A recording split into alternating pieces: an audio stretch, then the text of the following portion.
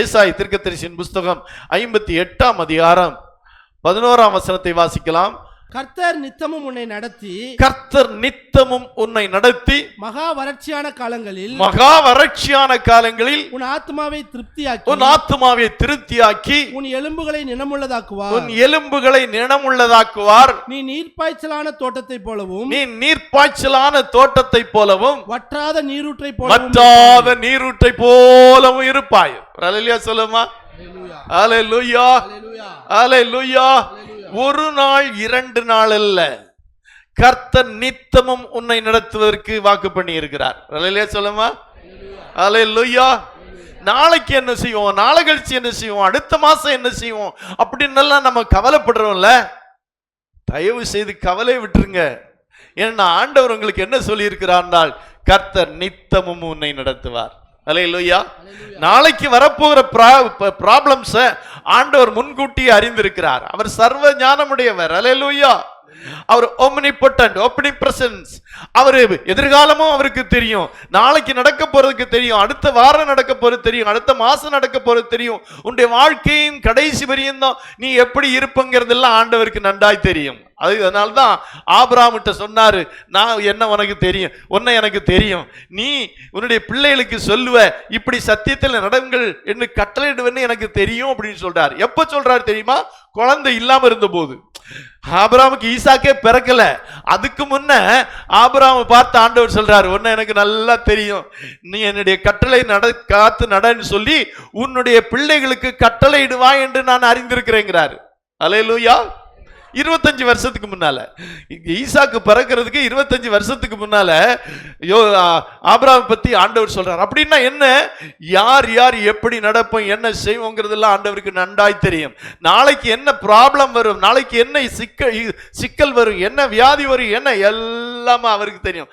அவர் அறியாமல் ஒரு தலைமயிர் கூட கீழே விழவே விழாது. அல்லேலூயா, அல்லேலூயா. அப்படியானால் அவர் நம்ம நித்தமும் நடத்துவாராம். அல்லேலூயா. அப்ப ஏன் கவலைப்படணும்? நாளை குறித்து கவலைப்படாதிருங்கள். கவலைப்படுவதனாலே எவன் தன்னுடைய அளவோடு ஒரு முழத்தை கூட்டுவான். கவலை விட்டுருங்க, அவர் நித்தமும் உன்னை நடத்துவார். அல்லேலூயா. இந்த காலை வேளையிலே ஆண்டவர் உங்களுக்கு கொடுக்கிற வாக்குத்தத்தம் என்னவென்றால், கர்த்தர் என்னை நித்தமும் நடத்துவார். நித்தம்னா டெய்லி பேசிஸ். நல்லா புரியுங்க. நித்தமும் அப்படின்னு சொல்றது என்ன தெரியுமா? டெய்லி பேசிஸ்ல நடத்துவாராம். இன்னைக்கு தேவையானது இன்னைக்கு, நாளைக்கு தேவையானது நாளைக்கு, நாளை கழிச்சு தேவையானது நாளை கழிச்சு, அதான் நித்தமும். அல்லேலூயா. என்னென்ன நாளுக்கு என்ன தேவையோ, எப்படி நடக்கணுமோ அதன்படியாக கர்த்தர் உன்னை நடத்துவார். அல்லேலூயா. எல்லா நாளும் ஒரே மாதிரி நடத்த மாட்டார். எல்லா நாளும் ஒரே மாதிரியான பிரச்சனைகள் இருக்காது. எல்லா நாளும் ஒரே மாதிரியான குறைகளும் நிறைவுகளும் இருக்காது. வித்தியாசமாகத்தான் இருக்கும். ஒவ்வொரு நாளும் வித்தியாசமாகத்தான் இருக்கும். அந்த வித்தியாசமான சூழ்நிலையிலே கர்த்தர் உன்னை நடத்துவார். அல்லேலூயா.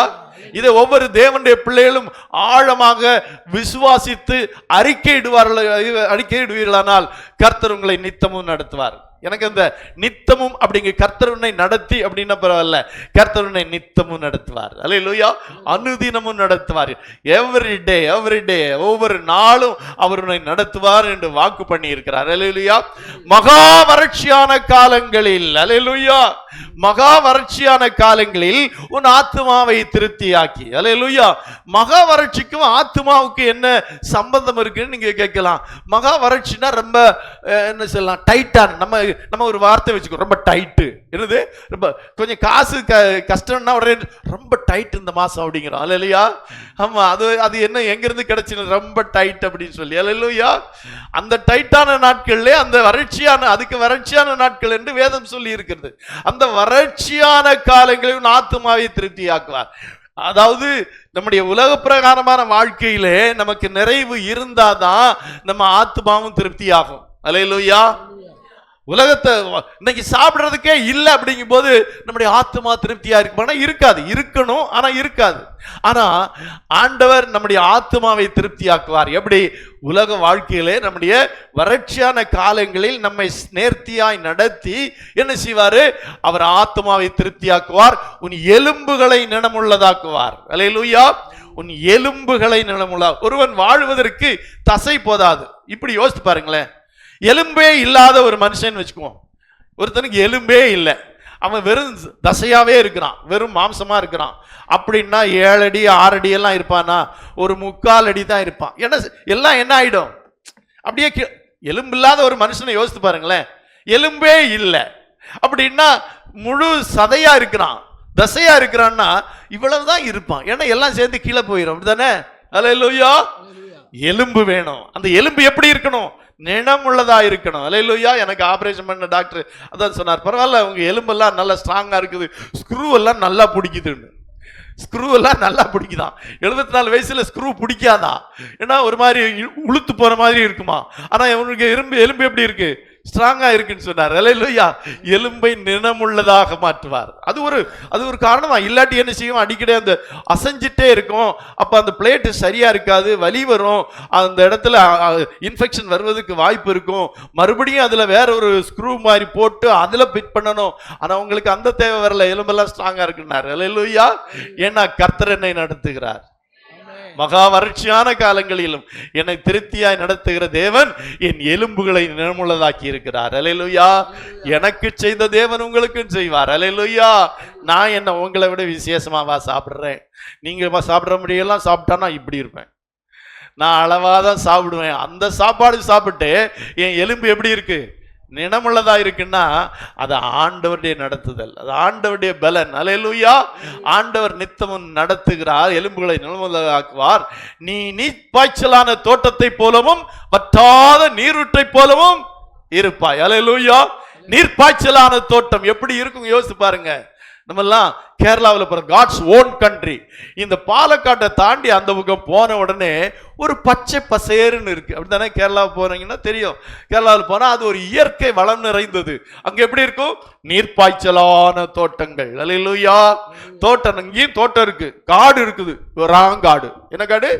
அதுக்கு பேரு வெறாங்காடு, குத்துக்கல்லு காடு. அது என்ன செய்வாங்க, அங்க போட்டாலும் வராது, அதுல விதைச்சாலும் வராது, அதுல மழையை பார்த்து தான் விதைப்பாங்க, அதுல சோளம் மட்டும்தான் விளையும். ஆனா கேரளாவில் அப்படி இல்லை, பொன்னே விளையும். ஏன் தெரியுமா? நீர்ப்பாய்ச்சலான இடங்கள். அல்லேலூயா. நீர்ப்பாய்ச்சல் அது கண்ணுக்கு எப்படி இருக்கு தெரியாது? நீர்ப்பாய்ச்சல்னா எப்படி இருக்கும்? கண்ணுக்கு அருமையா இருக்கும். வற்றாத நீரூற்றை போல இருப்பாய். வற்றாத நீரூற்று. அநேக இடங்களிலே நீரூற்று இருக்கிறது, வற்றி போகிறது. ஆனால் ஒரு தேவனுடைய பிள்ளை, தேவனை சார்ந்து வாழுகிற, தேவனை நம்பி வாழுகிற, தேவனுக்கு தன்னை அர்ப்பணித்திருக்கிற, தேவனே காலையில பாஸ் சொன்ன மாதிரி அவரிடத்திலே சரணடைஞ்சு, நான் உலகத்துல எதையும் நம்பல ஆண்டவரே, உண்மையே நம்பி இருக்கிறேன்னு அவரை மட்டும் சார்ந்து அவரை பிடிச்சுக்குங்க. அல்லேலூயா. ஒருத்தனுக்கு எவ்வளவு கடன் இருக்குதோ அவ்வளவு ஜெபம் பண்ணணும். ஒருத்தனுக்கு எவ்வளவு வியாதி இருக்கிறதோ அவ்வளவு, அதுக்கு தகுந்தபடி என்ன செய்யணும்? ஜெபிக்கணும். டாக்டர் போனா அவர் வியாதி பார்த்தா சொல்லுவாங்க, ஓ இதுக்கு 3 மாசம் மாத்திரை சாப்பிடணும், 6 மாசம் மாத்திரை சாப்பிடணும், இது இந்த வியாதி அப்படிதான் சொல்லுவாங்க. அல்லேலூயா. அல்லது ஹெவி டோஸான டேப்லெட் தர்றேன் அப்படின்னு சொல்லுவாங்க. ஏன்? வியாதி அப்படி இருக்கு. வியாதிக்கு தகுந்த மாத்திரை, இது வியாதிக்கு தகுந்த ஜெபம். அல்லேலூயா. நிறைய வியாதி இருந்தா நிறைய ஜெபம் பண்ணுங்க, நிறைய கடன் இருந்தா நிறைய ஜெபம் பண்ணுங்க. அதுக்கு தகுந்தபடி ஜெபத்தை மாத்துங்க, வாழ்க்கை வெற்றியாய் மாறும். அல்லேலூயா. பிரச்சனை நிறைய இருக்குதா? இன்னைக்கு தீர்மானம் பண்ண, இன்னைக்கு நிறைய பிரச்சனை இருக்கு, அதனால நான் நிறைய ஜெபம் பண்ணணும். என்னது? நிறைய பிரச்சனை இருக்குது, அதனால நான் என்ன செய்யணும்? நிறைய ஜெபம் பண்ணணும். அல்லேலூயா. எனக்கு ஒரு பிரச்சனையும் இல்லைன்னா நல்லா சாப்பிட்டு தூங்குங்க. அப்படி யாருக்காவது இருக்கா? எந்த பிரச்சனை இல்லாதவங்க இருக்காங்களா? எல்லாருக்கும் பிரச்சனை இருக்குது, அளவுகள் தான் வித்தியாசம். ஆனா இங்கே சொல்லப்பட்டிருக்கிறது, நீர்ப்பாய்ச்சலான தோட்டத்தை போலவும் வற்றாத நீரூற்றை போலவும் இருப்பாய் என்று ஆண்டவர் நமக்கு வாக்கு பண்ணி இருக்கிறார். அல்லேலூயா. அவர் பொய் சொல்ல மனிதல்ல, சொல்லியும் செய்யாமல் இருப்பாரோ? சொன்னதை செய்வார், செய்ததை சொல்வார். நல்ல பாட்டு பாடணும்ல, நல்லா இருக்குல்ல அந்த பாட்டு? சொன்னதை செய்வார், செய்ததை சொல்வார். சொல்லியும் செய்யாமல் இருப்பாரோ? இருக்கவே மாட்டார். அல்லேலூயா. ஏனென்றால் அவர் பொய் சொல்லுகிறது மனிதன் அல்ல, அவர் நமக்கு என்ன சொல்லுகிறாரோ அதை செய்வார். ஆனா நம்ம தான் அந்த ஆண்டவரை விட்டுட்டு வேறு வழிகளை தேடுறோம், வேறு உபாயங்களை தேடுகிறோம். வேறு உபாயங்கள் ஒண்ணுமே இல்லை. நம்முடைய வாழ்க்கையில் இருக்கிற எல்லா பிரச்சனைகளுக்கும் ஆண்டவர் தான் முடிவு. நம்ம படிக்கலாம், நம்ம படிச்சு முடிக்கலாம், எல்லாம் இருக்கலாம், ஆனா நம்முடைய எதிர்காலம் ஆண்டவருடைய கரத்தில் இருக்கிறது. அல்லேலூயா. எவ்வளவுதான் படிச்சவங்களுக்கு எல்லாம் நல்ல வேலை கிடைக்கிறது இல்ல, நல்ல வேலை கிடைக்கிறவங்க எல்லாம் வாழ்க்கையில உயர்ந்துறது இல்ல. ஆனா கர்த்தரை நம்பி இருக்கிறவனையோ கிருபை சூழ்ந்து கொள்ளும். அவனுக்கு நல்ல வேலை கிடைக்கும். எனக்கே ஒரு நல்ல வேலை கிடைச்சுன்னா உங்களுக்கு எல்லாம் கிடைக்காமலா போகும். ஆனா ஒன்றை புரிந்து கொண்டேன், ஆண்டவரை உறுதியாய் பிடித்தேன், ஆண்டவருக்காய் வாழ்வேன் என்று தீர்மானம் பண்ணினேன். ஆண்டவர் என்னை படிப்படியாக உயர்த்தினார். அல்லேலூயா, அல்லேலூயா. அவர் நடத்த வல்லவராய் இருக்கிறார். அல்லேலூயா. உபாமத்தின் புஸ்தகம் 8ஆம் அதிகாரம் 2ஆம் வசனத்திலே சொல்லப்பட்டிருக்கிறது.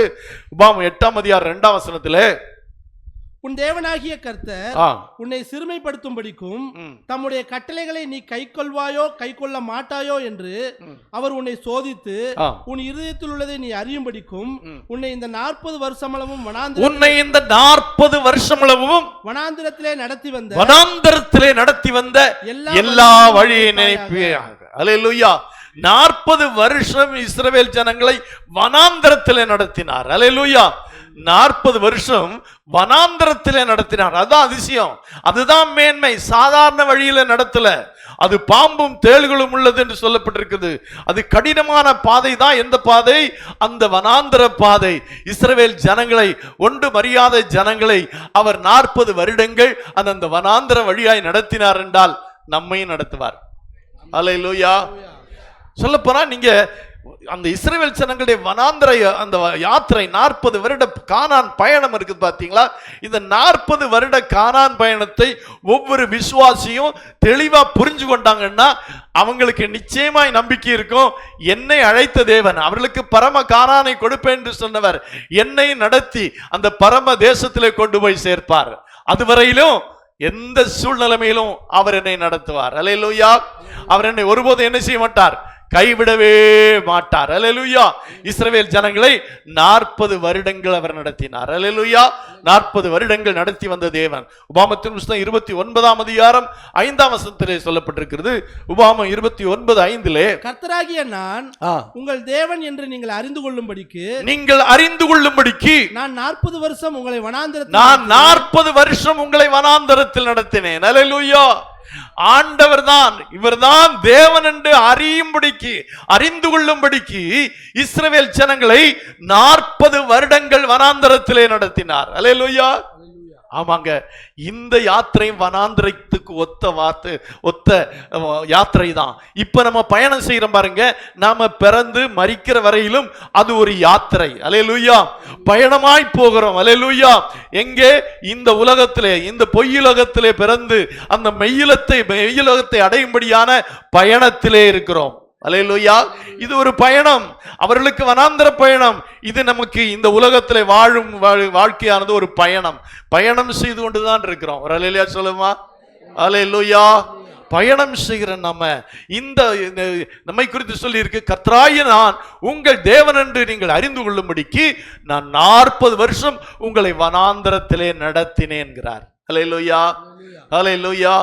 40 வருஷம் நடத்தினாரு. கீழே சொல்றாரு பாருங்க, உங்கள் மேலிருந்த வஸ்திரம் என்ன போகல, பழையதாய் போகவும் இல்லை, உங்கள் காலில் இருந்த பாதரட்சைகள் பழையதாய் போகவும் இல்லை. அல்லேலூயா. ஏன் தெரியுமா? அவர்கள் வானத்திலிருந்து வந்த மன்னாவை புசித்தார்கள். அல்லேலூயா சொல்லுவோம். ஆமா பாஸ்டர். அதனாலதான் என்ன செய்யல, அவங்களுடைய வஸ்திரம் பழையதாய் போகல, அவங்களுடைய பாதரட்சைகள் பழையதாய் போகல. காரணம், அவர்கள் வானத்திலிருந்து வந்த மன்னாவை புசித்தார்கள். இஸ்ரவேல் ஜனங்கள் கேட்டபோது அவர் வானத்திலிருந்து அப்பத்தை கொடுத்தார், மன்னாவை கொடுத்தார். மன்னாவை சாப்பிட்டதுனால அவங்க சரீரம் எப்போதுமே எப்படி ஃப்ரெஷ்ஷா இருந்துச்சு. அல்லேலூயா. என்ன செய்யல, அவங்களுடைய வஸ்திரம் பழையாய் போகவும் இல்லை, அவங்க காலில் இருந்த பாதரட்சை பழையாய் போகவும் இல்லை. காரணம், அவர்கள் மன்னாவை சாப்பிட்டார்கள். அந்த மன்னா எது தெரியுமா? யோவான் எழுதிய ஆண்டவராகிய இயேசு கிறிஸ்து சொல்லுகிறார், வானத்திலிருந்து வந்த அப்பம் இதுவே. அல்லேலூயா. இந்த அப்பத்தை புசியுங்கள், இந்த வேதத்தை வாசியுங்கள், இந்த வேதத்தை தியானியுங்கள், இதுவே உங்களுக்கு ஆகாரமாயிருக்கும். நீங்க ஒரு நாள் ஒரு லீவு போட்டுட்டு உட்கார்ந்து வேதத்தை வாசிக்க ஆரம்பிங்க. உண்மையாகவே நீங்கள் வேறு எந்த கவனத்தையும் செலுத்தாமல் அந்த வேதத்தை வாசித்துக் கொண்டே இருந்தீங்கன்னா மத்தியானம் பசிக்காது. அல்லேலூயா. மத்தியானம் வர்றதே தெரியாது. அது ஈவினிங் வரை வாசித்தாலும் கூட அந்த இடைவெளி தெரியாதபடி அது உங்களுக்கு இருக்கும். எப்ப தெரியுமா? இந்த வசனத்தை தியானிக்கும் போது. அல்லேலூயா. இந்த வசனம் தான் அந்த மன்னா. அல்லேலூயா. இந்த வசனத்தை ஏன் வாசிங்க வாசிங்க, எல்லா வீட்டிலும் வேதத்தை வச்சிருங்க, தினமும் காலையும் மாலையும் வேதத்தை வாசிங்கன்னா, அன்றைக்கு இஸ்ரவேல் ஜனங்கள் சாப்பிட்ட மன்னாவை போல இன்றைக்கு வாழுகிற இஸ்ரவேலர்களாகிய நமக்கு கர்த்தர் கொடுத்திருக்கிற மன்னா தான் இந்த தேவ வார்த்தை. அல்லேலூயா. அல்லேலூயா. தேவனுடைய ஒவ்வொரு வார்த்தையினாலும் பிழைப்பான் என்று சொல்லப்பட்டிருக்கிறது. இந்த உலகத்தில் வாழ்வதற்கு அந்த வார்த்தை புசியுங்கள், வார்த்தையை சாப்பிடுங்க. அல்லேலூயா. டெய்லி 3 நேரம் சாப்பிட்றோம்ல, சிலவங்க 4 நேரம் சாப்பிடுவாங்க, சிலவங்க 5 நேரம் சாப்பிடுவாங்க. காலையில் நேரத்தில் சாப்பிட்டாங்க, இடையில 10 மணி 11 மணிக்கு ஒரு ஸ்நாக்ஸ் டீ, அப்புறம் மத்தியானம், அப்புறம் 5 மணிக்கு ஒரு ஸ்நாக்ஸ் ஒரு டீ, அப்புறம் நைட்டு என்னது சாப்பாடு. சிலவங்க அதுக்கிடையிலையும் நொறுக்கு தீனி சாப்பிடுவாங்க. அப்போ எத்தனையோ சாப்பாடு சாப்பிட்றோம். ஆனா இந்த பரம ஆண்டவர் கொடுத்த இந்த மன்னாவை எப்போ எல்லாம் புசிக்கிறோம் நம்ம? அதனாலதான் வாழ்க்கை இப்படி இருக்கு. நீங்க இந்த வேதத்தை உண்டு பாருங்கள். அல்லேலூயா. கர்த்தருடைய வேதத்தை தியானித்து பாருங்கள்.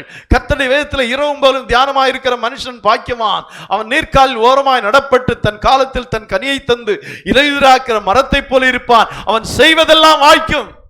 அல்லேலூயா.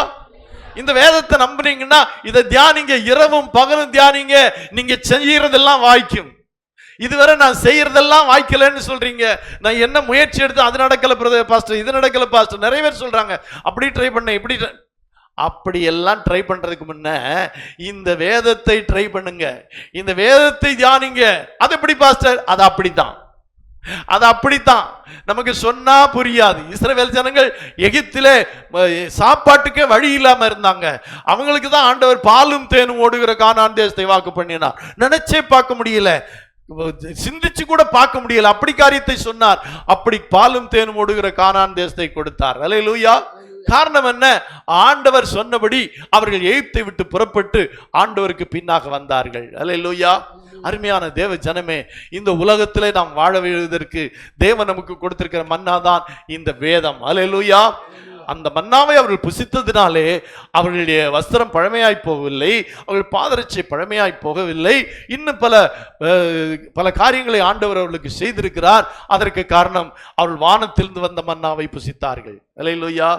தயவு செய்து காலையும் மாலையும் குறைந்தபட்சம் ஒரு அதிகாரமாவது நீங்கள் வாசியுங்கள், அதை பழக்கமாய் கொள்ளுங்கள்.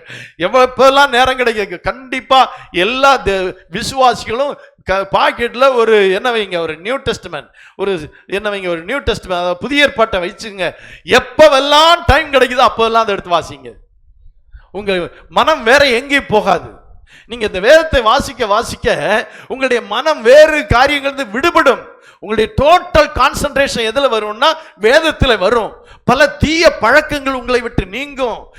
மொபைல் பார்க்கறதுல இருந்து, மொபைலுக்கு அடிக்ட் ஆகிருக்கீங்க எல்லாரும், வேதத்தை படிக்க ஆரம்பிங்க, அந்த அடிக்ஷன் எல்லாம் போகும். அடிக்கடி அந்த மொபைலை பார்க்குற பழக்கத்தை விட்டு விட்டு பாக்கெட்ல எதை வைங்க, ஒரு சின்ன புதிய ஏற்பாட்டை வைங்க.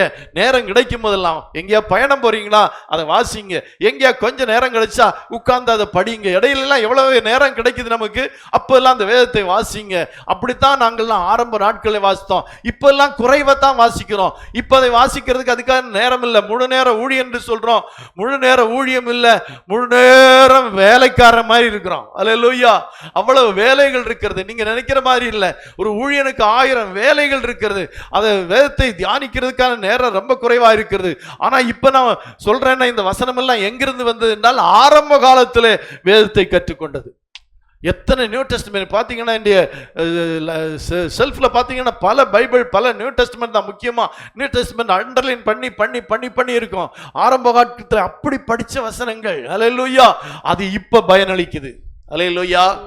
ஒரு தாய்ப்பாலை பருகுங்கள். ஏன் சொல்றீங்களாங்க? அது உங்களுடைய கடைசி நாள் வரைக்கும் அது உங்களுக்கு பலன் கொடுக்குமா?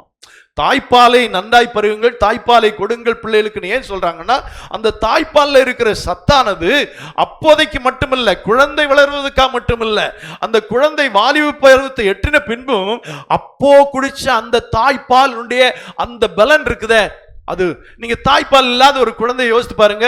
அது போய் வேற ஒரு தாய் இறந்துட்டாங்க, பக்கத்துல போய் பால் வாங்கி ஊத்தி அந்த குழந்தைய வளர்க்குறாங்கன்னு வச்சுக்கோங்க, அந்த குழந்தைக்கு பலனே இருக்காது. தாய்ப்பாலை போன்று பலன் உள்ளது வேற எதுவும் இல்லைன்னு சொல்றாங்க. அதே மாதிரி தாங்க இந்த வேத வசனம் தாய்ப்பாலை போன்றது. ஹல்லேலூயா. ஆரம்ப நாட்கள்ல இது நல்லா படிங்க, படிச்சுட்டே இருங்க. ஹல்லேலூயா. அப்போ நிச்சயமாக இவ்விதமாக உங்களுடைய வாழ்க்கையில நடக்கும். ஹல்லேலூயா. 136ஆம் சங்கீதம் 16ஆம் வசனம் இவ்விதமாய் சொல்லி இருக்கிறது. 136ஆம் சங்கீதம் 16ஆம் வசனம், தம்முடைய ஜனங்களை வனாந்தரத்தில் நடத்தினவரை துதியுங்கள், அவர் கிருபை என்றும் உள்ளது. ஹல்லேலூயா. தம்முடைய ஜனங்களை வனாந்தரத்திலே நடத்தினார், அவருடைய கிருபை இன்றும் இருக்கிறது, இன்று நமக்காக இருக்கிறது. இன்று அவருடைய கிருபை நமக்கு இருக்கிறது. நம்மை நடத்துவேன் என்று அவர் சொல்லி இருக்கிறார். ஹல்லேலூயா. நம்மை நடத்துவதற்காகத்தான் அவருடைய கரத்தை பிடித்திருக்கிறார். ஹல்லேலூயா. 78ஆம் சங்கீதம் 14ஆம் வசனத்திலே சொல்லப்பட்டிருக்கிறது, பகலிலே மேகஸ்தம்பமும் இரவிலே அக்கினி ஸ்தம்பமும். ஆமா, பகலிலே நடப்பதற்கும் பகல் வேளையிலே நமக்கு பாதுகாப்பையும் இரவிலே பாதுகாப்பையும் கொடுக்கும்படியாக பகலிலே மேகத்தினாலும் இரா முழுவதும் அக்கினி வெளிச்சத்தினாலும் அவளை நடத்தினார். அப்படின்னா நம்மையும் பகலிலும் இரவிலும் நடத்த அவர் போதுமானவராயிருக்கிறார். ஹல்லேலூயா. எந்த நேரத்திலும் பகலிலும் இரவிலும் நம்மை நடத்த வல்லவராயிருக்கிறார். 78ஆம் சங்கீதத்திலே வாசிக்கிறோம். 78ஆம் சங்கீதம் 53ஆம் வசனம் சொல்லி இருக்கிறது.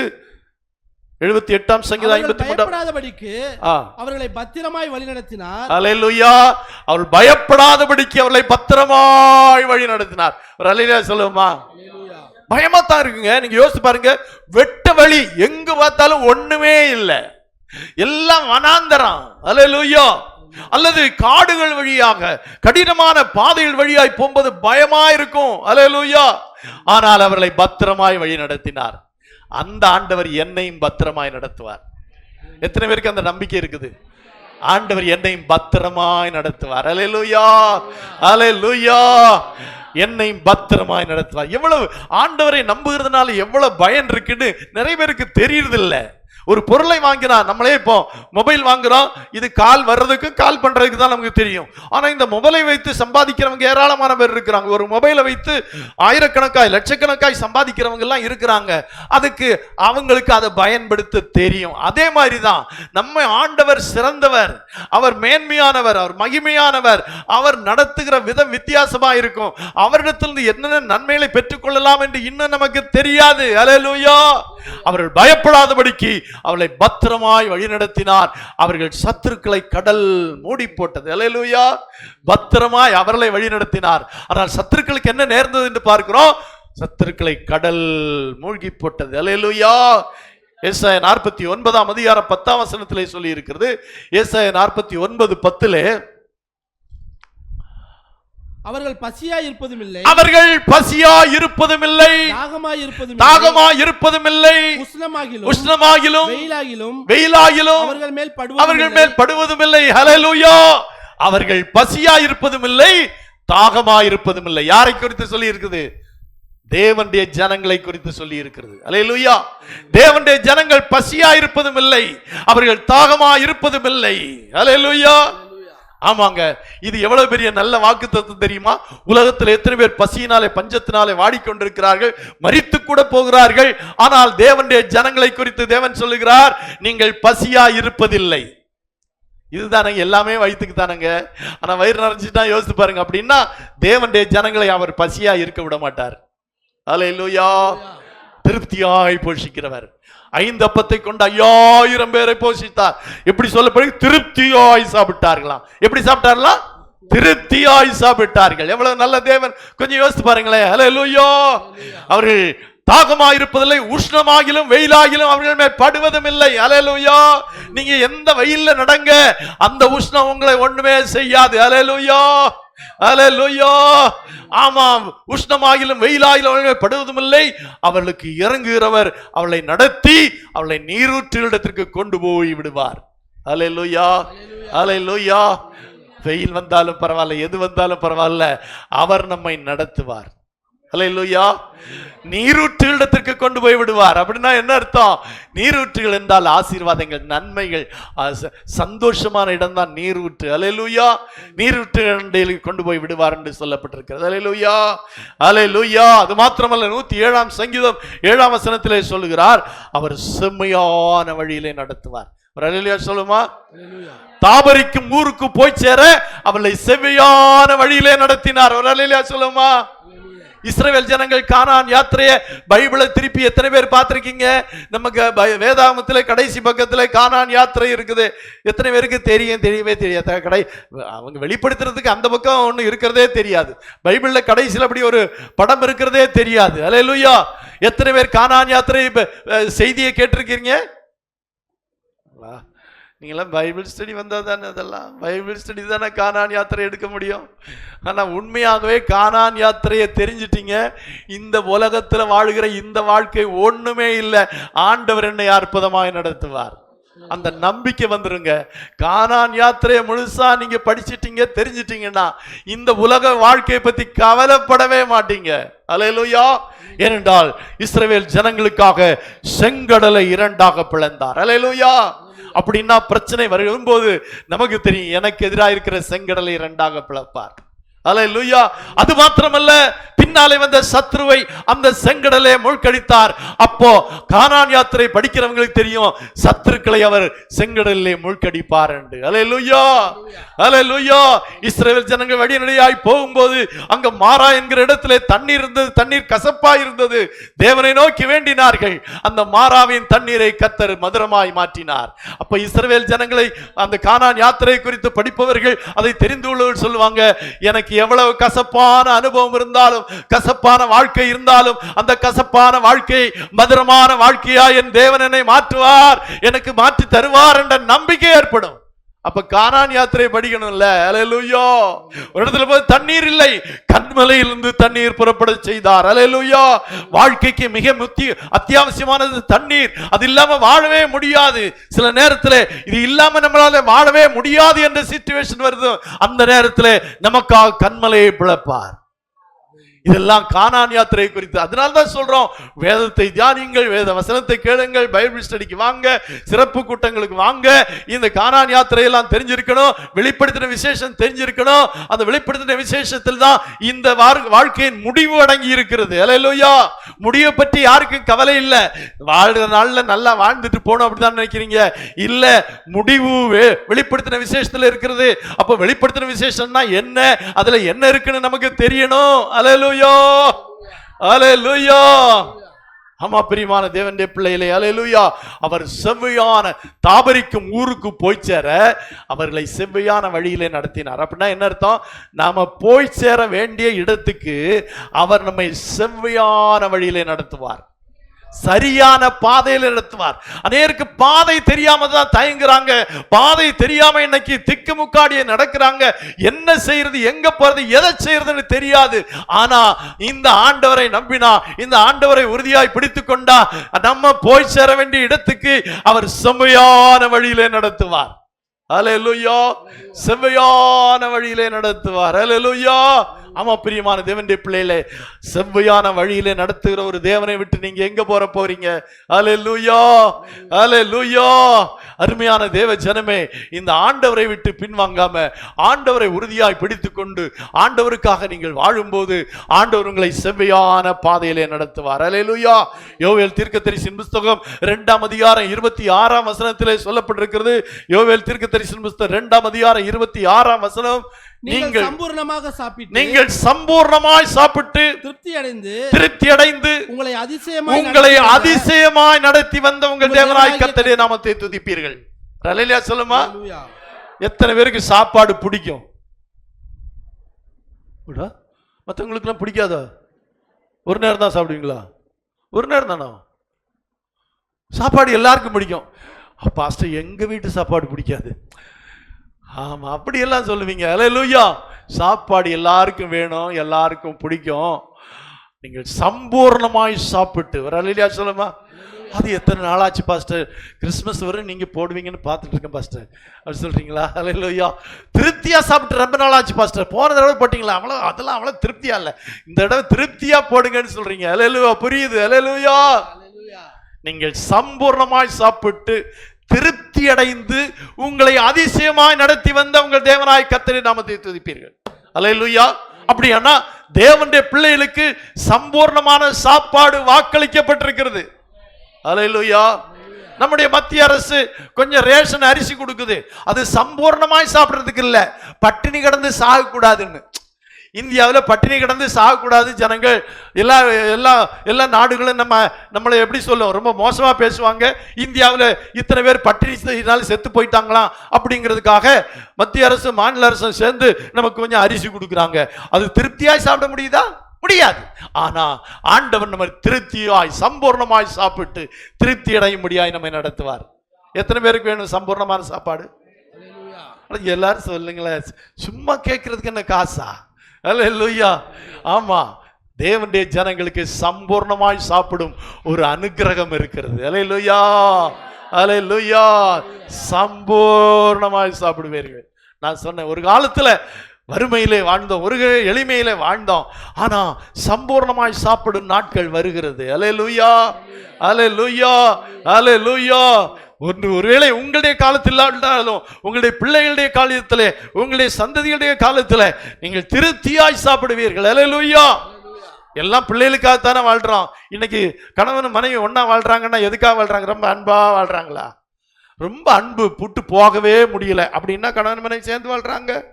ஐயோ பிள்ளைகள் இருக்குது விட்டுட்டு போக முடியாது அப்படிங்கிறதான் வாழ்றாங்க. அல்லேலூயா. எல்லாரும் தான். இதுல எக்ஸம்ஷன் யாராவது இருக்கான்னா இருக்காது. அல்லேலூயா. இருக்காது. எல்லாரும் அப்படித்தான் இருக்கிறாங்க. இப்ப யார்கிட்ட எல்லாம் கேட்டு, சரி ஆண்டவர் சொல்லிட்டாரு, நீங்க ஒரு புது வாழ்க்கை அமைச்சு கொள்ளுங்க, உங்க வாழ்க்கை போர் அடிச்சிருச்சு இல்ல, ரொம்ப கஷ்டப்படுத்துறவங்க வீட்டுக்காரர் ரொம்ப ஐயோ எப்படியோ வாழ்ந்துட்டு இருக்கிறேன் பாஸ்டர் அப்படின்னு சொல்றீங்களா? புதுசா ஆண்டவர் சொல்றாரு அந்த வாழ்க்கையை விட்டுட்டு உங்களுக்கு வேற வாழ்க்கை கொடுக்குறேன் பாரு, எப்படி இருக்கு உங்களுக்கு? அப்பா எவ்வளவு சந்தோஷமா இருக்கும். அல்லேலூயா. அதெல்லாம் நடக்காது. அல்லேலூயா. கட்டுறது தான், வாழ்ந்தது தான், அதை விட்டுட்டு எங்கேயும் போகவே முடியாது. ஆனா ஆண்டவர் சொல்றாரு பாருங்க, சம்பூர்ணமாய் சாப்பிட்டு திருப்தி அடைந்து உங்களை அதிசயமாய் நடத்தி வந்த உங்கள் தேவனாய் கர்த்தர். அல்லேலூயா. இந்த வாழ்க்கையிலும் அவர் நம்மை அதிசயமாய் நடத்துவார். இந்த வாழ்க்கையில் அவர் நம்மை அதிசயமாய் நடத்துவார். அல்லேலூயா. அல்லேலூயா. அல்லேலூயா.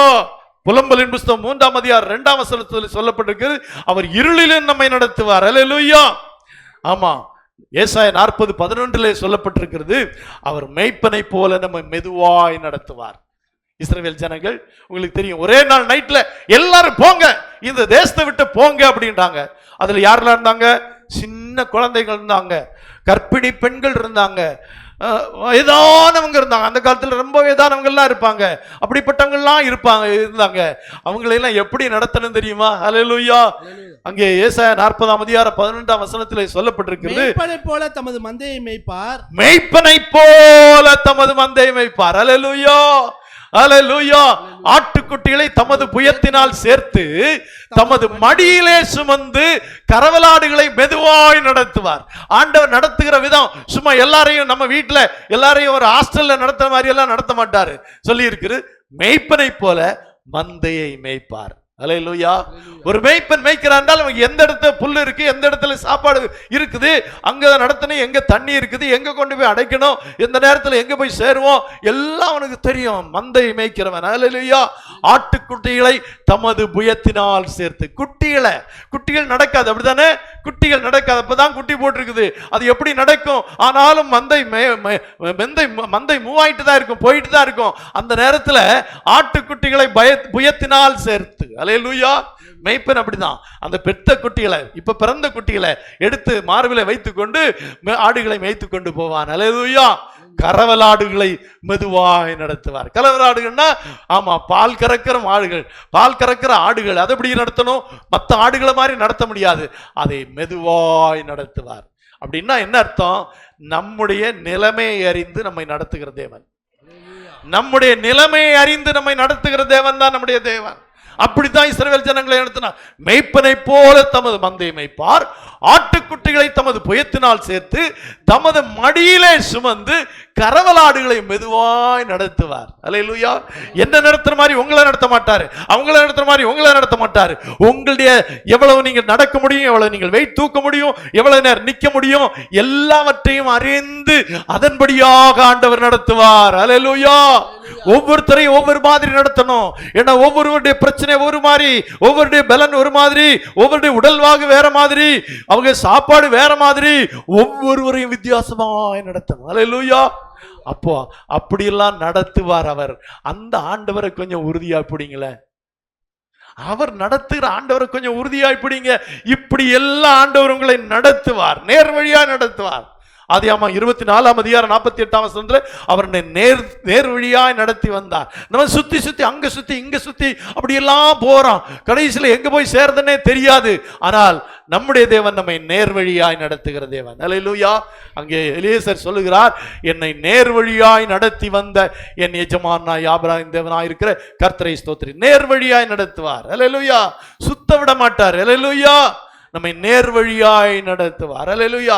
நேற்று ஒரு மாலையில் ஒரு சர்ச்சுக்கு மெசேஜ்க்காக போயிருந்தேன். கேப் போட்டிருந்தேன். கேபு அது கூகுள் காட்டுது எங்கெங்க எல்லாமோ சுற்றி, எங்கே எல்லாமோ சுற்றி, எங்கே எல்லாமோ சுற்றி, கடைசியில் அவங்கள கூப்பிட்டு, ஓ இங்கே இருக்குது பாஸ்டர் அப்படின்னு சொன்னாங்க. அப்புறம் போய் சேர்ந்தான். சுற்றி சுற்றி சுற்றி போக வைக்கும். ஆனால் ஆண்டவர் நம்மை நடத்தும் போது நேர் வழியாய் நடத்துவார். அல்லேலூயா. ஆண்டவர் நடத்துகிற நம்மை நேர் வழியாய் நடத்துகிற தேவனாக இருக்கிறார். அல்லேலூயா. அது எதுவரை நடத்துவார் என்று சொல்லப்பட்டிருக்கிறது. பிலிப்பியர் எழுதுவோம் 1:5 வாசிக்கிறோம். பிலிப்பியர் 1:5 சொல்லப்பட்டிருக்கிறது, உங்களில் நற்கிரியை தொடங்கினவர் அதை இயேசு கிறிஸ்துவின் நாள் பரியந்தம் முடிய நடத்தி வருவார் என்று நம்பி நடத்தி வருவார். அல்லேலூயா. எந்த நாள் வரையிலும்? ஆண்டவராய் இயேசு கிறிஸ்து திரும்ப வருகிற வரையிலும் நம்மை நடத்துவார். அல்லேலூயா. இன்னைக்கு நாளைக்கு மட்டுமல்ல, 5 வருஷம் கான்ட்ராக்ட் இல்ல, 10 வருஷம் கான்ட்ராக்ட் இல்ல, ஆண்டவராய் இயேசு கிறிஸ்து வரும் நாள் வரை நம்மை நடத்துவார். அல்லேலூயா. ஆண்டவராய் இயேசு கிறிஸ்து வரும் நாள் வரை நடத்துவார். அதுவரை தான் நம்ம உயிரோடு இருக்க போறோம். அதுக்கு பிறகு மர்வம் ஆயிடுவோம். அதுவரை நம்ம நடத்தினா போதுமா? அதுக்கு பிறகு நடத்தணுமா? எத்தனை பேருக்கு ஆண்டவருடைய வருகைக்கு பிறகும் என்ன நடத்தணும் அப்படின்னு நினைக்கிறீங்க? அப்படின்னா நீங்களாம் கைவிடப்பட்டவங்கன்னு அர்த்தம். கைவிடப்பட்டவர்கள் அப்படின்னு ஒரு கூட்டத்தார் இருக்கிறார், தெரியுமா? யாரெல்லாம் கைவிடப்படுவார்கள் தெரியாது. அப்படி ஒரு சப்ஜெக்டே இருக்குது. ஆண்டவராய் இயேசு கிறிஸ்து வரும்போது எல்லாரையும் சேர்த்துக்கொள்ள மாட்டார், சிலரை சேர்த்துக் கொள்வார், சிலர் கைவிடப்படுவார்கள். அல்லேலூயா. அல்லேலூயா. 10 கன்னிகள் 5 கன்னிகள் கைவிடப்பட்டார்கள். இதே மாதிரி கைவிடுவாரு. அல்லேலூயா. ஆனா இந்த ஆண்டவர் நம்மை எதுவரை நடத்துவார் என்றால், இயேசு கிறிஸ்துவானவர் அவர் நாள் பரியந்தம் நம்மை நடத்துவார். அப்ப இந்த ஆண்டவரை விட்டா வேற வழியே இல்லை.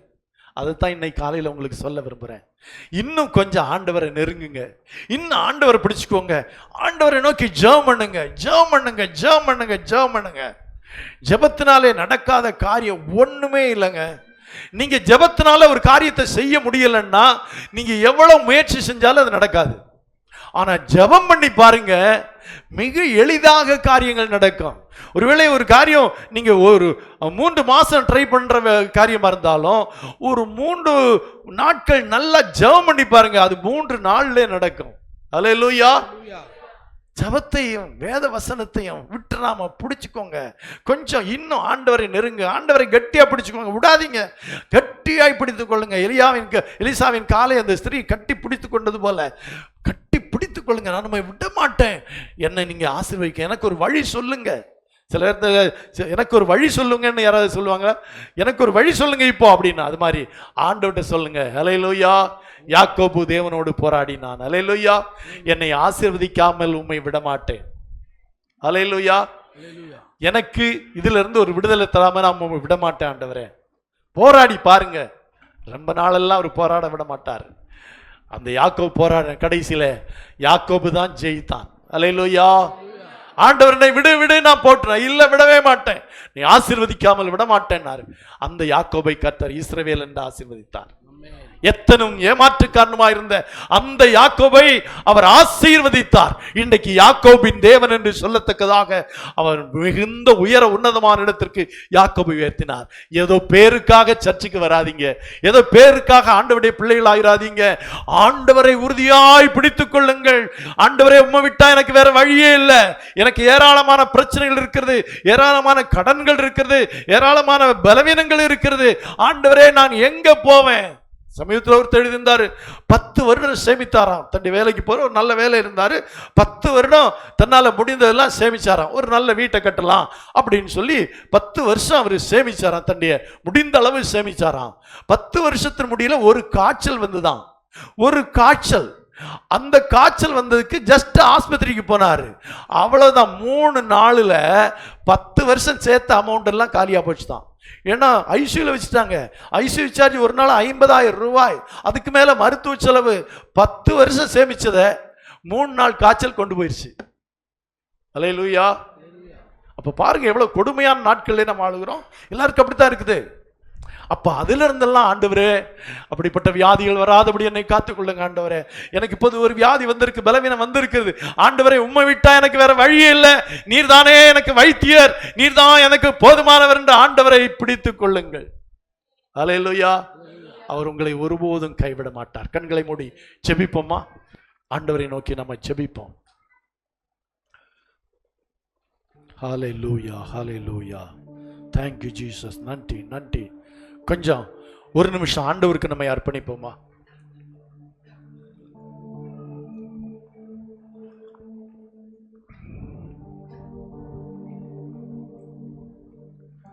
சர்ச்சுக்கு வர்றோம், நம்ம ஆண்டவருடைய பிள்ளை தான், எல்லாம் கரெக்ட் தான், எல்லாம் கரெக்ட் தான். ஆனா இன்னும் சில தடைகள் ஏன்? இன்னும் சில தடைகள் ஏன் நம்ம காரியம் நடக்கல? நம்ம நினைச்ச மாதிரி ஒரு வீட்டை கட்ட முடியல, ஒரு வாகனத்தை வாங்க முடியல, ஒரு கல்யாணம் நடக்கல, அல்லது ஒரு கடனை கட்ட முடியல, அல்லது இந்த பலவீனத்தை விடுதலை அடைய முடியல. ஏனெண்டா அதெல்லாம் நம்முடைய முயற்சிகள்னாலே நம்ம இப்படி இருக்கிறோம். அதனால முயற்சி செய்ய வேண்டாம் என்பதல்ல, முதல் முயற்சி ஜெபத்தில் இருக்கட்டும்.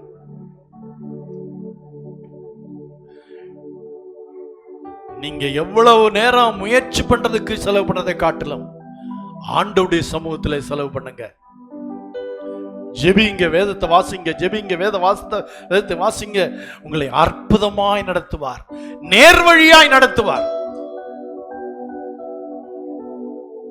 இன்னும் கொஞ்சம் தயவு செய்து சொல்றேன், வாழ்க்கையில இன்னும் நீங்க ஒரு காரியத்தை எட்டல, வாழ்க்கை இன்னும் ஊசலாடிட்டே இருக்குது, என்ன செய்யறதுனே தெரியல, முன்னேற முடியல, காரியம் நடக்கல, குடும்பத்துல பிரச்சனையாவே இருக்குது, மனைவி கீழ்ப்படியல, கணவன் சரியில்லை, எல்லாம் கரெக்ட் தான், எல்லாம் கரெக்ட் தான். இதுக்கெல்லாம் முடிவு எங்க இருக்கு? நீங்க முயற்சி பண்ணி நடந்துதா? நடக்கவே நடக்காது. ஆனா எல்லாவற்றையும் சரி செய்கிற ஒரு தேவன் இருக்கிறார், எல்லாவற்றையும் சரி செய்வார். குடிகார கணவனா இருக்கட்டும், அவனையும் கூட மாத்துவார். நம்முடைய சபையில அதற்கு சாட்சி இருக்கிறது. குடித்து வெறித்து வழியிலே கிடந்த மனிதனை கர்த்தர் சந்தித்தார். இன்னைக்கு ஒரு தேவ மனிதனாய் வாழுகிறார். அந்த குடும்பம் அவர்களை கைவிடல, ஆண்டவரும் கைவிடல, சபை கைவிடல. பெரிய மாறுதல் நடந்தது. கடல்ல இருந்த 15 லட்சம் கடன் இருந்த சகோதரியை கர்த்தர் ரட்சித்து அவருடைய கடன்களை எல்லாம் மீட்டி இன்னைக்கு கடன் இல்லாம வாழ செஞ்சிருக்கிறாரு. ஆண்டவரால முடியும். மரண தருவாயில் இருந்தவர்களை கர்த்தர் சுகப்படுத்தி இருக்கிறார். டாக்டர்கள் கைவிட்டவர்களை கர்த்தர் சுகப்படுத்தி இருக்கிறார். குழந்தை பிறக்காது என்று சொன்னவர்களுக்கு கர்த்தர் குழந்தையை கொடுத்திருக்கிறார். இனி உனக்கு திருமணமே நடக்காது என்று சொன்ன இடத்துல திருமணத்தை நடத்தி வைத்திருக்கிறார். நம்முடைய தேவன் அப்படிப்பட்டவர். கொஞ்சம் கூட ஆண்டவரை நெருங்குங்க. ராத்திரியில கணவன் மனைவிமா சேர்ந்து உட்கார்ந்து ஜெபம் பண்ணி பாருங்க. 2 பேரும் உட்காருங்க, 2 பேரும் உட்கார்ந்து ஜெபம் பண்ணுங்க. பிள்ளைகள் வந்தா நல்லது, இல்லாட்டி கணவன் மனைவி சேர்ந்து உட்கார்ந்து ஜெபம் பண்ணி பாருங்க. அது ஒரு பெரிய வெற்றிக்கான வழி. 2 or 3 பேர், அப்ப 2 பேர் இருந்தா கூட போதும். அந்த முறையை ட்ரை பண்ணி பாருங்களேன். வாழ்க்கை வெற்றியாய் முடியும், வாழ்க்கையில ஜெயம் எடுக்கும். தனி ஜெபம் நல்லதுதான். தனிப்பட்ட காரியங்களுக்காக ஆண்டவரிடத்தில் தனித்து போராடுங்கள், அதிலும் வெற்றி உண்டு. ஆனாலும் 2 பேர், தாயும் மகளும் அல்லது கணவனும் மனைவியும் ஆண்டவரை நோக்கி, ஆண்டவரே எங்க நிலைமை மாறணும், நாங்க இப்படி இருந்தா போதாது, எல்லாரும் நல்லா இருக்கிறாங்க, குடும்பத்துல எல்லாரும் நல்லா இருக்காங்க, நாங்க மட்டும்தான் இப்படி இருக்கோம், ஆண்டவரே எங்களுக்கு ஒரு வாழ்க்கையை தாரும், எங்களுக்கு ஒரு முன்னேற்றத்தை தாரும், எங்களுக்கு பிரச்சனைக்கு ஒரு முடிவு கட்டும். ஆண்டவரால முடியும். உங்களுக்கு இன்னும் அதுல வெற்றி கிடைக்கலன்னா நீங்க இன்னும் சரியா ஜெபிக்கலன்னு தான் அர்த்தம். ஜெபிச்சு சோர்ந்து போயிருக்கலாம், ஆனா சோர்ந்து போக கூடாதுன்னு தான் ஆண்டவர் சொல்றாரு. இவள் வந்து என்னை அடிக்கடி தொந்தரவு செய்யறபடினாலே இவளுக்கு நியாயம் செய்வேன் என்று சொன்னார். அப்படியாய் தம்மால் தெரிந்து கொள்ளப்பட்ட விஷயத்திலே அவர் நீடிய பொறுமையுள்ளவராக இருந்து நியாயம் செய்யாமல் இருப்பாரோ கண்டிப்பாய் நியாயம் செய்வார் என்று சொல்லப்பட்டிருக்கு. கண்டிப்பா உங்களுக்கு நியாயம் செய்வார். இன்னைக்கு நான் சொல்றேன், கண்டிப்பா உங்களுக்கு நியாயம் செய்வார். இந்த நாளை குறித்துக் கொள்ளுங்கள். குறித்துக் கொண்டு எனக்கு நியாயம் செய்வேன்னு சொல்லி இருக்கீங்களே ஆண்டவரே, எனக்கு செய்யுங்கன்னு அந்த ஆண்டவரை பிடிச்சுக்கோங்க. அவருடைய பாதத்தில விழுங்க. மனுஷனுடைய கையில விழுறதை காட்டிலும் ஆண்டவருடைய கால்களில் விழுவது உத்தமம். அவர் உதறி தள்ள மாட்டார். கணவனுடைய காலில் விழுந்தா கூட அந்த கால்னால உங்களை எட்டி உதைக்கலாம். ஆனா ஆண்டவருடைய பாதத்தில் விழுந்து பாருங்க, ஆண்டவர் கட்டி அணைத்து தூக்கி நிறுத்தி உங்களுக்கு ஜெயத்தை தருவார். அப்படிப்பட்ட நல்ல தேவன் நம்முடைய தேவன். அவரைத்தான் நம்ம ஆராதிக்கிறோம். ஐயோ, பேருக்காக ஆண்டவரிடத்துல வராதீங்க, அது உங்களுக்கு நஷ்டம், எங்களுக்கு நஷ்டம். எனக்கு ஆண்டவர் வேணும், என் வாழ்க்கை ஆண்டவர் ஆசீர்வதிக்கணும், என் பிரச்சனைக்கு ஒரு முடிவு உண்டாகணும், என்னுடைய வியாதிக்கு ஒரு முடிவு உண்டாகணும், என்னுடைய தேவையை கர்த்தர் சந்திக்கணும், என் கடனை கர்த்தர் சந்திக்கணும், என்னுடைய எல்லாவற்றையும் கர்த்தர் பார்த்துக்கணும். கண்டிப்பா பார்த்துக்குவார். எப்போ முழுசுமா ஆண்டவரிடத்துல சரணடைகிறோமோ அப்பொழுது அவர் எல்லாவற்றையும் பார்த்துக் கொள்ளுவார். நம்ம கொஞ்சம் விட்டு கொடுத்தா, கொஞ்சம் தான் ஆண்டவர் கிட்ட போனோம்னா, கொஞ்சம் தான் ஆண்டவரை தேடி இருக்கிறோம்னா முடியவே முடியாது. இன்னைக்கு ஒரு முடிவெடுங்கள். ஆண்டவரே என் கரத்தை பிடித்து தூக்குங்க. பேதுருவை போல நான் அமிழ்ந்து போகிறேனே என்றவர் கதறின போது பேதுருடைய கரத்தை பிடித்து தூக்கி நிறுத்தி அவன் தண்ணீர்கள் மேல் நடந்தான். ஆண்டவரே என்னை தூக்குங்க, நான் பெரிய பிரச்சனையில இருக்கிறேன், கடல்ல இருக்கிறேன், பெரிய வியாதியில இருக்கிறேன், குடும்பத்துல போராட்டத்துல இருக்கிறேன், என்ன தூக்குங்கப்பா. என்னால எழுந்து நடக்க முடியல, ஜனங்கள் முன்னால வெட்கப்படுறேன். ஆண்டவரே என் ஜனங்கள் வெட்கப்பட்டு போவதில்லை சொன்னீங்களே நீங்க. ஏற்ற வேளையில காரியங்களை செய்கிற தேவன், அவர் தாமதம் பண்ணவே மாட்டார். உங்களுடைய வாழ்க்கையிலும் அவர் 2025 வருடம் கடந்து போகிறது. 2026 வருடத்துல உங்களுடைய வாழ்க்கையின் மிக முக்கியமான நிகழ்வு கண்டிப்பாக இருக்கும். அது மேன்மையாக இருக்கும், அது நன்மையாக இருக்கும், அது ஆசீர்வாதமாக இருக்கும்.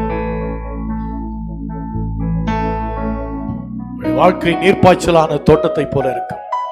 வற்றாத நீரூற்றுக்குள்ள உங்களை கொண்டு செல்லுவார். நித்தமும் உங்களை நடத்துவார், பரிபூர்ணமாய் உங்களை நடத்துவார். அதுக்கெல்லாம் தேவை ஆண்டவரை நெருக்கமா பிடிச்சுக்கோங்க. இந்த உலகத்துல என்னுடைய வாழ்க்கையில முதலிடம் என்ன ஆண்டவருக்கு கொடுத்து பாருங்க. உங்களை நீங்கள் இருக்கிற இடங்கள்ல ஃபர்ஸ்ட் நீங்க தான் ஃபர்ஸ்ட், நீங்க தான் முதல்வன் என்று சொல்லி உங்களை உயர்த்துவார். சோமனோமா, யார் யாரெல்லாம் ஒப்பு கொடுத்தீர்களோ உங்களுக்காக நான் ஜெபிக்க போறேன். யாரே தங்களுடைய உள்ளத்துல இன்னும் ஆண்டவரை நெருங்கணும். ஆண்டவரே நான் கொஞ்சம் தள்ளி தான் இருக்கிறேன், நான் கொஞ்சம் விலகித்தான் இருக்கிறேன். ஆண்டவரே நான் உண்மை என்னை கட்டி பிடிக்கிறேன், நான் உண்மை நெருக்கி பிடிக்கிறேன். ஆண்டவரே இனி உண்மை விடவே மாட்டேன், நீங்களும் என்னை விடாதீங்க அப்படின்னு எத்தனை பேர் சொல்லி இருக்கிறாங்களோ அவங்களுக்காக இன்னைக்கு ஜெபிக்க போகிறேன். அவங்க வாழ்க்கையில ஒரு பெரிய மாறுதல் நடக்க போகிறது. அவர் உங்களை ஆசீர்வதிக்க போகிறார். உங்களை வற்றாத நீரூற்றுள்ள ஜீவ நதிக்கு நேராக அவர் உங்களை நடத்துவார். அவர் உங்களை நித்தமும் நடத்துவார், உங்களை தூக்கி நிறுத்துவார். கரவல் ஆடுகளை நடத்துகிறது போல உங்களை நடத்துவார். ஒரு மேய்ப்பனை போல உங்களை நடத்துவார். எங்களை மிகவும் அன்பாய் நேசிக்கிற நல்ல பிதாவே, இந்த காலை வேளைக்காக நாங்கள் உமக்கு நன்றி செலுத்துகிறோம். இந்த காலை வேளை நல்ல ஆராதனை தந்ததற்காக நன்றி, நல்ல வார்த்தைகளை தந்ததற்காக நன்றி. இன்னைக்கு சிலர் உம்மை நெருங்கி சேர தீர்மானம் பண்ணி இருக்கிறார்கள் ஆண்டவரே. அதுதான் வழி, வேற வழி இல்லை என்று இன்னைக்கு உணர்ந்து கொண்டு என்று யார் யார் இன்னைக்கு அப்படி ஒரு தீர்மானம் எடுத்திருக்கிறார்களோ, இன்னுமே நெருங்க அவள் தீர்மானம் எடுத்திருக்கிறார்களோ, அவளுடைய வாழ்க்கையில ஒரு அற்புதம் செய்யுங்கப்பா. கண்டிப்பாக 25 போல அல்ல, 26ஆம் வருடத்திலே அவளுக்கு ஒரு மேன்மையான வருடமாக, ஒரு வெற்றியுள்ள வருடமாக, அவள் தோல்வியடைந்த இடங்களிலே ஆண்டவரே வெட்கப்பட்ட இடத்திலே அவளை உயர்த்தி நிறுத்தி அவளை ஆசீர்வதிக்கும்படியாய் ஜெபிக்கிறேங்க தாவே. ஸ்தோத்திரம். என் ஜனங்கள் வெட்கப்பட்டு போவதில்லை என்று சொன்னீரே, இந்த ஆண்டவரே ஜனங்கள் வெட்கப்பட்டு போகாதபடி அவளை அற்புதமாய் கரம் பிடித்து நடத்துங்கப்பா. ஆசீர்வதிங்க. தேவக்கரம் கூட இருக்கட்டும். இந்த வருடத்தின் திட்டங்கள் அடுத்த வருடத்திலே நடக்கட்டும். இந்த குறுகிய நாளுக்குள்ள அவள் திட்டங்கள் எடுக்கட்டும். அந்த திட்டங்களை 26ஆம் வருடத்திலே நீ நிறைவேற்றுவீர் என்று வாக்கு பண்ணுவதற்காக நன்றி ஆண்டவரே. 26ஆம் வருடத்தின் முதல் பகுதியிலே தானே, முதல் 6 மாதங்கள்ல அநேகருடைய வாழ்க்கையில தேவன் பெரிய காரியங்களை செய்ய போகிறார். என்னென்ன காரியங்கள் தடைபட்டிருந்ததோ அந்த தடைகள் நீங்க போகிறது. அந்த தடைகள் நீங்கி தேவனுடைய ஆசீர்வாதம் உங்களுடைய வாழ்க்கையில வரவிருக்கிறது. அதற்காக நன்றி. இப்படி நீ சொல்லுகிறதுக்காக நன்றி ஆண்டவரே. தேவ ஜனங்களை ஆசீர்வதியும். அந்த ஒவ்வொரு பிள்ளைகளையும் ஆசீர்வதித்தள்ளும் ஆண்டவரே. அவருடைய வாழ்க்கையில என்னென்ன குறைகள் இருக்கிறதோ அந்த குறைகளை எல்லாம் கர்த்தர் நிறைவாக்கும்படியாக அவளுக்காக ஜெபிக்கிறேன், ஆசீர்வதிக்கிறேன் ஆண்டவரே. இன்னும்மை கிட்டி சேர, இன்னும்மை நெருங்க அந்த பிள்ளைகளுக்கு உதவி செய்யும், ஆசீர்வதியும். உம்முடைய நாமத்தை மயப்படுத்தும். சகல துதி கனமையுமே நீரே எடுத்துக்கொள்ளும். இயேசுவின் மூலம் ஜெபங்க எழுப்பிதாவே. Thank you, Jesus.